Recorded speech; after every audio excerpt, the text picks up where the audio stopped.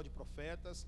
Temos o módulo 2 que fizemos ontem, né? Final de semana agora passado, de sexta a domingo, uma imersão tremenda, onde abordamos identidade e propósito.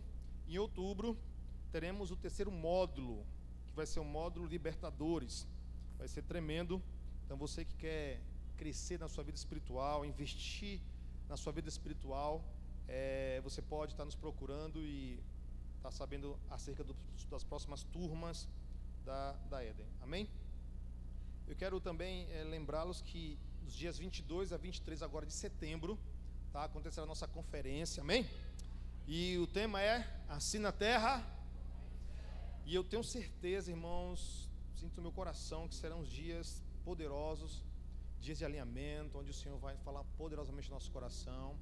Vai estar conosco o pastor Rogério, do ministério lá no Maranhão. Vai estar Larissa Azevedo, ministrando louvor, pastor Yuri, Fire Music, né? E muito mais. Eu creio que vai ser bênção, então já agende aí. Vocês viram aqui um vídeo da nossa loja. Então nós temos as camisas, temos bonés, temos canecas. Então você pode garantir um desses itens e você vai estar investindo no ministério, tá bom? Então a gente vai fazer aqui algo extraordinário, com excelência, né? Muitas luzes, né? Amém? Vamos investir pesado nesses dias e você pode participar comprando na cantina, adquirindo uma camisa, uma caneca, ofertando. Você também pode ofertar de forma específica, ok? E eu tenho certeza que você vai colher infinitamente mais, em nome de Jesus. Eu quero nessa noite trazer uma palavra ao seu coração, algo que o Senhor ministrou alguns dias atrás ao meu espírito. E eu entendo que Deus tem me levado, irmãos, a um lugar, a um chamado, sabe, um despertamento de algo que eu não identificava há alguns anos atrás, que é um chamado profético. Eu aprendi desde cedo que o profeta não é aquele que ele prediz o futuro. O profeta, ele consegue fazer uma leitura do presente e consegue projetar isso. E a palavra profética, ela não apenas traz direção ou exortação, mas ela traz edificação. Ela consola, ela edifica e ela exorta. O caráter do ministério profético, Nova Aliança, ele não é mais como no Velho, onde as pessoas elas não tinham o Espírito Santo e por isso elas precisavam de alguém da parte de Deus para direcioná-las. Não é o nosso caso, porque nós somos templo do Espírito. O profeta, ele pode trazer uma palavra de Deus, mas Deus vai testificar no nosso coração de alguma forma antes. Então, entendendo isso, eu percebi, irmãos, já alguns dias atrás, uma linguagem, uma narrativa em que a nossa geração meio que se estacionou, e isso tem impedido, tem roubado pessoas de viverem o seu propósito. Eu estava esses dias atendendo alguém e eu comecei a compartilhar alguns fatos da minha história, alguns momentos da minha história, e esses momentos da minha história, talvez nos dias de hoje, fossem tidos como depressão, uma espécie de depressão. Talvez nos dias de hoje, o que eu passei, está muito alto, acho que estou botando já aqui, pudesse ser diagnosticado com uma doença emocional. Mas naquela época a gente não se falava muito sobre isso. Existia, sim, como sempre, desde o início da criação, como Adão, por exemplo. Alguns acreditam que Adão, ele, por um período da sua vida, ele teve depressão depois da atitude, né, errônea que teve.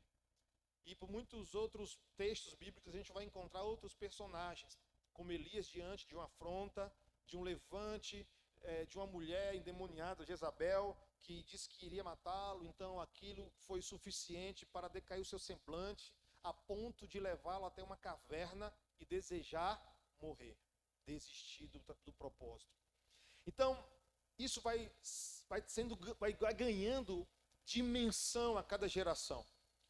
E a Bíblia nos revela que Satanás, ele tem como propósito matar, roubar e destruir. Ele é o pai da mentira. Todas as vezes que nós nos ancoramos em frustrações, nós aceitamos mentiras em que a sua vida, a sua identidade, ela não é fruto de um estado. Amém? Você não é o estado da sua vida, ou seja, um momento. uma dor, uma frustração, um processo. Você não é isso. Você é uma essência muito mais ampla, muito mais valiosa, muito mais, sabe, cheio de oportunidades do que simplesmente um fato isolado que aconteceu na sua vida, ou alguns outros que juntam e trazem essa perspectiva sobre nós mesmos de um processo que parece que nunca termina. E o que a gente tem percebido hoje é que as pessoas, elas começam a usar essa linguagem para atrair uma atenção, para tentar atrair, irmãos, olhares, e nós criamos meio que um ponto turístico em nossas vidas, onde as pessoas nos visitam apenas na nossa dor, até porque a palavra, a mensagem ou a notícia da dor, a notícia negativa é aquela que mais se vende. E ela não precisa de muito esforço para vender. O que é ruim, facilmente chega até nossos ouvidos, é ou não é? Se alguém fez alguma coisa de errado, se alguém pisou na bola, se alguém, irmãos, fez algo errado, principalmente no nosso contexto interior, irmãos, é como um rastilho de pólvora, né? Como dizem os antigos, a notícia se arrasta. Porém, as coisas boas, normalmente a gente fica sabendo quando já passou o momento de histeria, de alegria, de regozijo. Ah, foi verdade? Ah, não soube. Ah, aconteceu isso com você? Ah, você conseguiu? Ah, não fiquei sabendo não. Mas quando a gente se depara com a notícia negativa, eu fiquei sabendo. Recebi no Zap, né? E vi no Instagram. E então essa narrativa vai ganhando mais e mais lugar na nossa vida. Então a gente inconscientemente cria-se a ideia e percebe que, bem, se eu quero um lugar ao sol, eu preciso expor minhas feridas. Se eu quero um lugar ao sol, eu preciso mostrar a minha fraqueza. Eu preciso fazer com que as pessoas elas tenham dó de mim, elas tenham pena de mim. E aí a gente vê que o testemunho hoje, ele é mais baseado no que ela passou do que no que ela é. Do que ela sofreu, do que no que ela superou. E eu aprendo que a Bíblia nos ensina um evangelho que é revelado não pelo que a gente conquista. É um evangelho revelado pelo aquilo que a gente suporta. Porque a dor ela tem um propósito. Ela não é eternizar ela, é tornar ela apenas um ponto de referência de um momento, de um lugar ou de um acontecimento em que você suportou e por ter suportado pela graça do Senhor, assim nós apontamos para Ele. Mas quando a gente fica remoendo e remoendo e remoendo, nós estamos facilitando o plano de Satanás, irmãos. Estamos facilitando a obra dele em nos trazer acusação, porque nada mais pior do que aquela ideia de erro, de culpa para nos deprimir. Não é? Nada mais, irmãos, do que aquela situação, aquelas coisas que, sabe, atingem o nosso ser para nos deprimir, colocar a gente mais para baixo. E não faltam vozes para nos colocar para baixo. E às vezes nós emprestamos até a nossa própria para nos colocar ainda mais para baixo. Somos meio que uma geração com a etiqueta frágil, não mexa. E aí, então nós não estamos trabalhando, nós não estamos frutificando, nós não estamos gerando frutos para a próxima geração. Nós estamos enterrados, estacionados, sempre na mesma fala, meu processo. É sempre a mesma fala, meus dilemas. É sempre as mesmas falas, minhas lutas. Quando o Senhor nos revela, nos mostra, irmãos, um caminho em que nós o apresentaremos não pelo que a gente sente, mas é pelo que Ele fez em nós. Não são as nossas feridas que apontam para Jesus, são as feridas dele que apontam para nós. E suas feridas, elas já estão cicatrizadas. Ele mostrou para Tomé, ele mostrou para seus discípulos, dizendo assim, a obra foi feita. Isso aqui não revela o que eu senti, mas o que eu produzi. Isso aqui não revela o que eu sofri, mas o sacrifício que eu me propus para gerar algo novo. E eu não tenho arrependimento disso. Ele olha para isso, irmãos, como algo que de fato foi um produto, sabe, irmãos, satisfatório de tudo aquilo. Então nós precisamos olhar como uma geração deste tempo para os nossos processos, não como sofrimento, mas sim como sacrifício, como uma necessidade de, suportando e superando eles, nós apresentarmos a Deus a nossa vida em louvor. Eu quero que você abra a sua Bíblia no livro de Gênesis, no capítulo 36.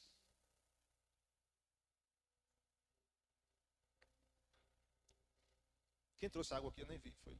Toma, obrigado.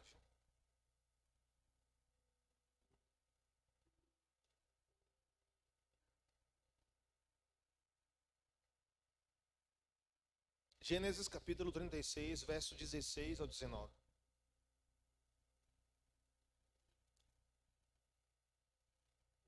Diz assim: partiram de Betel, e havendo ainda pequena distância para chegar a Efrata, deu à luz Raquel um filho, cujo nascimento lhe foi a ela muito penoso. Ou de repente, na sua tradução, dores de parto. Em meio às dores do parto, disse-lhe a parteira: não temas, pois ainda terás este filho. Ao sair-lhe a alma, porque morreu, deu-lhe o nome de Benoni. Mas seu pai lhe chamou Benjamim. Assim morreu Raquel e foi sepultada no caminho de Efrata, que é Belém. Como eu disse, às vezes aqui, irmãos, há um reflexo de uma geração que nasceu.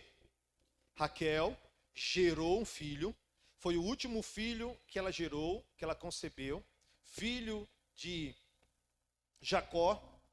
E quando ela estava gerando, dando a luz ao seu filho, o irmão legítimo de José, ela, na dor, naquele momento de angústia, naquele momento de sofrimento, ela dá ao filho o nome de Benoni. Mas aí Jacó, ele chega no cenário ali e fala assim: não, ele se chamará Benjamim.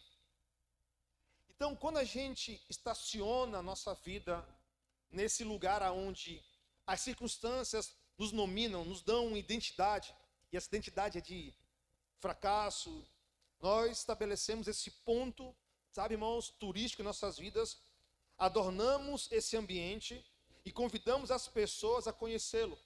Entramos até em disputa, muitas vezes, para saber quem sofreu mais, quem está num processo pior. Sabe aquelas pessoas hipocondríacas, que tudo está doendo, todo momento você fala assim: estou sentindo dor de cabeça, eu também. Eu tomei uma topada, o meu dedo aqui está latejando. Sabe aquela pessoa que às vezes disputa saber quem que está mais doente? Você já teve esse tipo de conversa? Eu fiquei gripado, menino, menino, que, né, eu peguei Covid, e meu pulmão, que foi 70% comprometido, né? E as pessoas têm essa linguagem hoje de tentar duelar para saber quem está mais na pior. Depressivo isso, não é? Isso a gente chega na esquina para conversar, é esse tipo de conversa. E aí isso vai nos paralisando. Por quê? Porque quando eu entendo que eu não estou bem, eu me justifico pela minha inércia, pela minha ineficácia, eu justifico a minha improdutividade. Quando eu acho que eu não estou bem, eu uso isso como justificativa para não trabalhar, para não fazer o meu propósito, irmãos, fluir em Deus. E isso é uma artimanha do inimigo em nosso tempo, porque a gente está, como eu falei antes, muitas vezes nós facilitamos o plano dele. Porque Satanás, irmãos, ele só usa as armas que nós entregamos para ele, que nós oferecemos para ele. Eu não estou aqui dizendo que nós vamos negar, fazer vista grossa para os nossos processos. Eu quero falar que nós não devemos dar tanta atenção para aquilo que nos paralisa e começar a voltar os nossos olhos, a nossa vitalidade, nosso vigor, como uma geração a qual a Bíblia diz que somos fortes, uma geração a qual o Senhor diz que os jovens terão visões, e se a nossa juventude, irmãos, perdeu a visão, nós vamos comprometer uma geração que virá após. Porque é aqueles que têm a visão, que têm a direção. Quem tem a visão, irmãos, é que tem a palavra profética. E se a nossa geração ela perdeu a capacidade de enxergar além dos seus processos, irmãos, nós vamos comprometer a geração que está por vir. Amém? Então é a artimanha do inimigo. E olha que interessante aqui. Todas as vezes em que na Bíblia uma promessa se manifestava acerca de um libertador que viria, como aconteceu no Egito, Faraó, ele decidiu matar as crianças. Por quê? Porque a profecia dizia que nasceria um homem dos hebreus que seria o libertador do povo de Israel. Então, ele mandou matar as crianças, uma geração que viria. Quando Jesus foi prometido e a notícia chegou até as autoridades, Herodes mandou matar as crianças. O que eu quero dizer com isso? É que a tentativa de matar a próxima geração é inutilizando a anterior. A tentativa do inimigo hoje, irmãos, de matar uma próxima geração é permitindo que aqueles que iriam estabelecer os fundamentos para essa próxima geração vir, estão falhando. E nós não podemos falhar, amém? Diga assim comigo, eu não vou falhar. Porque Deus conta com você. E aí a minha pergunta é, será que você é a sua dor? Será que era justo dar àquela criança o nome de Benoni? Talvez você não sabe, mas o nome Benoni significa filho da dor. Diante daquele sacrifício, daquela dor em que Raquel estava sentindo, tudo que ela pôde imaginar e via à sua mente é que o resultado daquele sacrifício era simplesmente a identidade daquela geração, daquela criança. E então, Jacó, ele olha aquele cenário, e fala assim, não, ele não vai se chamar Benoni, mas sim Benjamim. Porque Benjamim significa o filho da mão direita. E há um propósito, há um simbolismo nisso. Jacó, irmão, sabia que carregar uma identidade que não era dele, iria custar, irmãos, a sua vida. Jacó sabia que aquele legado sobre o seu filho poderia produzir. Jacó viveu isso na pele. Jacó viveu isso, irmãos, sabe, nas entranhas da sua vida. Quando nasceu segurando o calcanhar do seu irmão Esaú, recebeu o nome de Jacó, usurpador, enganador. Ele teve que carregar aquela identidade, irmãos, por tanto tempo. Algo que ele não trouxe para si mesmo, mas algo que lhe foi imposto, algo que lhe foi sugerido, e ele não teve escolha. Entenda, você tem escolha, amém? Você tem escolha de não aceitar o nome dos seus processos, mas sim o nome que o Senhor escreveu no livro da vida. No nome, irmãos, que é resultado da obra dele na cruz de redenção. O nome que não é o filho da dor. E já já você vai saber qual é o seu nome. Quantos querem saber o seu nome? Então Jacó, ele identificou, irmãos, que naquele momento ali ele precisava redimir o seu filho, para que ele não pudesse comprometer as gerações que iriam vir após ele. Para você ter uma ideia, a palavra mão aparece muitas vezes na Bíblia, e quando é direcionada a Deus, você vai ver a Bíblia repetindo inúmeras vezes sobre a mão potente do Senhor. E todas as vezes que você vai ler isso, você vai perceber que a mão direita, ela é a mão que simboliza a bênção e a herança. A mão esquerda é a mão que simboliza juízo. O profeta Isaías, no capítulo 41, ele vai trazer uma palavra profética dizendo: não tenha medo, pois estou com você. Não desanime, pois sou seu Deus. Eu o fortalecerei e o ajudarei com a minha vitoriosa mão direita, o sustentarei. Sim, todos os seus furiosos inimigos ficarão confusos e humilhados. Quem se opuser a você, morrerá e não dará em nada. Você procurará e não encontrará aqueles que tentam conquistá-lo. Quem atacar será reduzido a nada, pois eu o seguro pela mão direita. Eu, o Senhor seu Deus, e lhe digo, não tenha medo, estou aqui para ajudá-lo. Embora você não passe de um verme, ó Jacó, não tenha medo, pequeno Israel, pois eu o ajudarei. Eu sou o Senhor, seu Redentor, eu, o Santo de Israel. Quando nós, irmãos, somos afrontados pelos processos a ponto de tentar, de impor sobre nós o nome, o Pai intervém. O Deus que é Pai, ele intervém e diz, não, Benoni, não, é Benjamim. Todas as vezes que nós, irmãos, choramos, todas as vezes que nós sentimos, nós somos seres relacionados, a gente vai sentir, as nossas sensações estão aí, nossas emoções estão aí, mas todas as vezes que nós nos vestimos das sensações, há uma voz que diz dentro de nós quem de fato nós somos. Benoni, não, ele é Benjamim. Ele não é o meu filho da dor, ele não é o meu filho do sofrimento, ele é o meu filho da mão direita, é o filho da bênção, é o filho da herança, é o filho em quem eu depositarei aqui tudo de melhor que há em mim. Entenda que há uma intenção de Deus, irmão, de tomar você dos lugares que tentam te roubar dele, dos lugares que tentam imprimir em você uma identidade que não é sua, porque Deus, irmãos, é que sabe quem você é. Ele te chama de Benjamim. Você é filho da bênção. Você é o filho da alegria. Você é filho, irmãos, dos melhores dias. Jacó já era velho, era o último filho dele, irmãos. E ele não ia olhar para o menino todo dia e ver se não, é o filho da dor. Não, ele olharia para Benjamim todos os dias dizendo: este é o meu filho da mão direita. Este é o meu filho da minha alegria, da minha bênção. E sabe o que acontece na Bíblia? Há um momento em que Jesus, ele vem cumprir a lei. Ele se apresenta para João Batista. João Batista leva Jesus até o Jordão, o batiza nas águas. Jesus sai do Jordão e a Bíblia vai dizer em Marcos que o Espírito Santo vem e pousa sobre ele.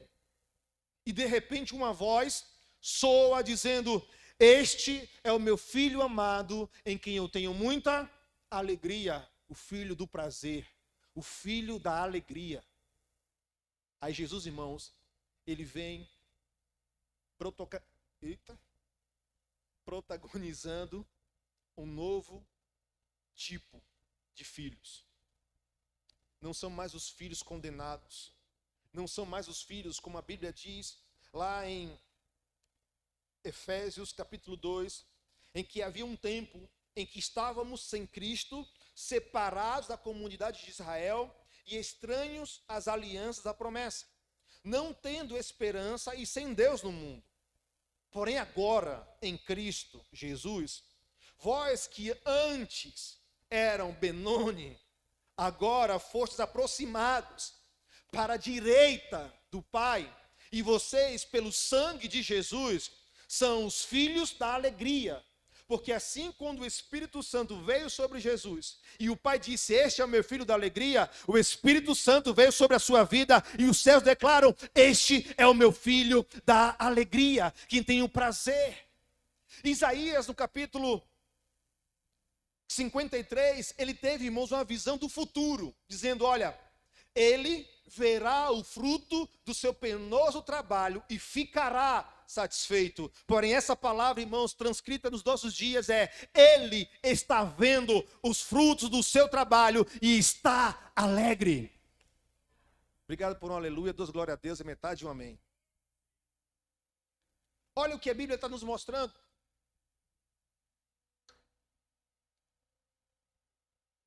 Em que Deus, irmãos, nos vê não como humilhado, rejeitado. Precisamos nos vestir de vestes de louvor, pois a palavra do Senhor diz que o Espírito do Senhor Deus está sobre mim, para pôr sobre Sião vestes de louvor, em vez de espírito angustiado. Não vamos negar, irmãos, as dificuldades. Não vamos negar, irmãos, sabe, os dias maus. Não vamos negar isso.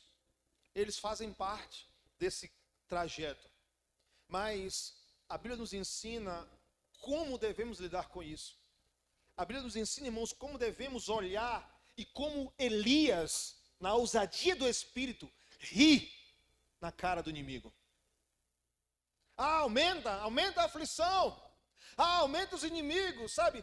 Continua a clamar pelo seu Deus para ver que se de repente ele tirou férias ou está dormindo. Como Paulo, ao dizer que nada o separaria do amor de Cristo, e ele faz uma lista, irmãos, do que era possível ou não imaginar. Ou como talvez, irmãos, Paulo e Silas, no meio de uma prisão, acorrentados nas mãos e nos pés, eles ainda encontraram, irmãos, alegria para louvar a Deus. Que tipo de filho você tem se revelado? Benoni ou Benjamim?